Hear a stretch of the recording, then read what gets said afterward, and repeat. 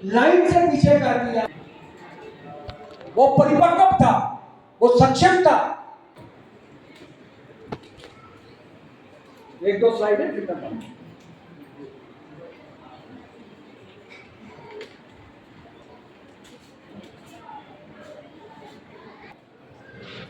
इसकी और इसकी Manusmriti versus constitution of India, और ये है, ये विचारधारा को समझो। क्या हुआ है, क्या हुआ है बता सकता है कोई? 2014 के बाद कहा पार्लियामेंट में नहीं घुसना है, स्वर्ग नरक भगवान के पास जाओ, जो किसी ने नहीं देखा। ये है विचारधारा, और मुझे बड़ी परेशानी होती है। तब अच्छा लगा बहुत सारे लोगों को पता, the highest form of ignorance is when you reject something you do not know anything about.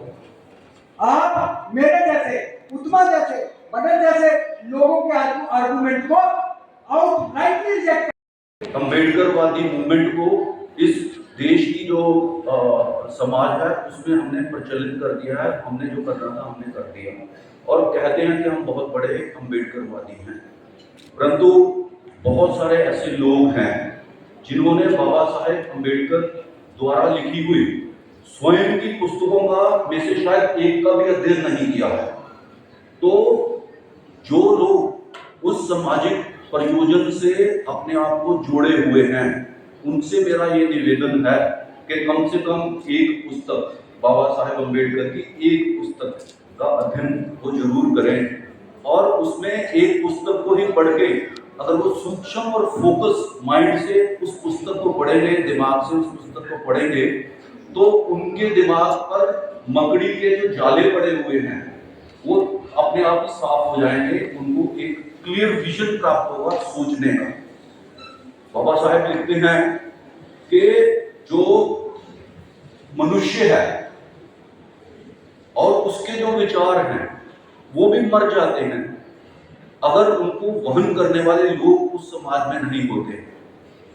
तो क्योंकि मनुष्य चिरस्थायी नहीं है, उसका एक जीवन है जो आमतौर पे समझा जाता है कि किसी का अगर जन्म हुआ है मनुष्य के रूप में, वो शायद 100 साल तक जी पाएगा या कुछ और साल जी सकता है। उसके बाद उसके जो ये बॉडी है, शरीर है, इसका नाश होगा, उसकी मृत्यु हो जाएगी।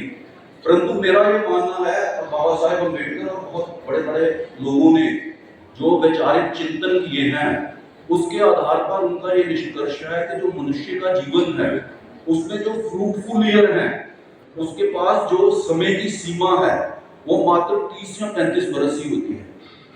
क्योंकि ये प्रदेशों में मानवीय अधिकारों की लड़ाई लड़ने वाले शूरवीर जननायक बिरसा मुंडा को मैं नमन करता हूँ। 19वीं शताब्दी के अंत में और 20वीं शताब्दी के शुरू के वर्षों में अपने शासन में छुआछूत फैलाने वाले व्यक्तियों महाराज साहू जी महाराज को मैं नमन करता हूँ, एवं वंचित वर्गों की लड़ाई लड़ने वाले क्रांतिकारी रामास्वामी पेरियार और योगी साहब को मैं नमनशील इसका जो कार्यक्रम है वो ऑल जे के गुरु विकास सभा और जितनी भी हमारी SC ST OBC ऑर्गेनाइजेशन थे, हमारे NIAT की ऑर्गेनाइजेशन, सभी मिलकर जहाँ पर आए। आज यहाँ पर नितिन कश्यप जी जो कि फॉर्मर लॉ सेक्रेटरी हैं गवर्नमेंट ऑफ इंडिया के और CAT के मेंबर हैं, वो आज के हमारे चीफ गेस्ट हैं। और जितनी भी हमारी सभाएं हैं, SC ST OBC की जितनी भी हमारी सभाएं हैं, सभी मिलकर जो आज का प्रोग्राम कर रही हैं, हमारे लिए आज बहुत ही खुशी का दिन है।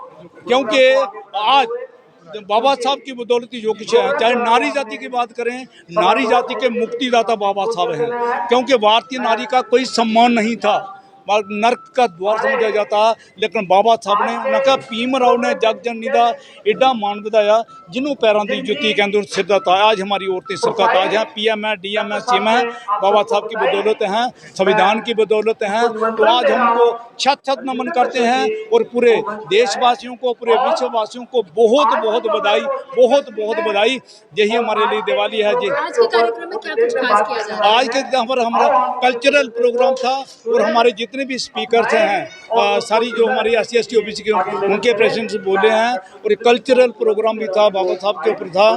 तो भीम वंदना के साथ हमारा ये प्रोग्राम जो आज स्टार्ट हुआ, तो आज हमारे लिए बहुत ही अत्यंत मतलब खुशी का दिन है, क्योंकि हज़ारों सालों की जो गुलामियाँ थी बाबा साहब ने अपने संविधान के द्वारा काटी हैं। और ख़ास करके मैं नारी जाति की बात करूँगा कि नारी जाति के मुक्तिदाता जो है भारत रत्न भीमराव अम्बेडकर हैं। जय भीम, जय भारत।